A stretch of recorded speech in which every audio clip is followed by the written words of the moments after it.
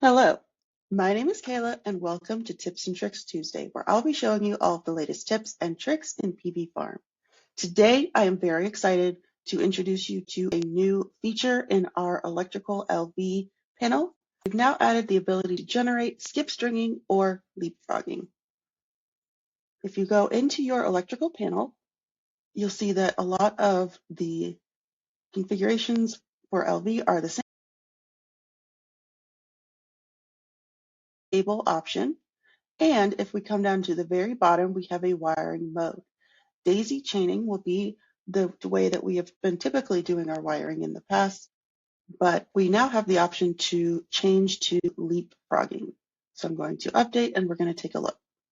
All right, it's finished generating. So now if we check this out, you will see that the runs of wire are only coming to the halfway point and the lengths of our piece of wire will reflect that.